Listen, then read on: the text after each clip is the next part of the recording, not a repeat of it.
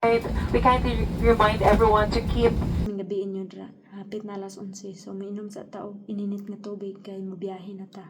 Mapauli na ta sa Pilipinas. Inom sa ta para init-init atong tiyan o sa tang biyahe. A few moments later.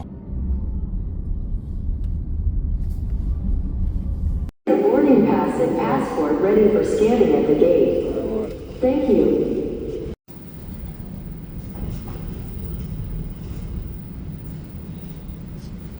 We kindly remind everyone to keep the cabin safe and respectful space for everyone. 75 years later.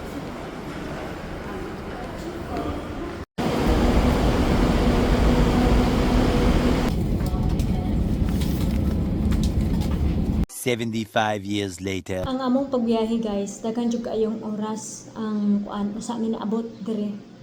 So mga kuan siya, nagikan nito mga alas 11 sa gabi, tapos amo ang flight mga kadlaw na alauna na nana, tapos karon naabot mi dire alas 11 na pud siya sa udto. So ingon ana ang travel line wala tawa akong mata day.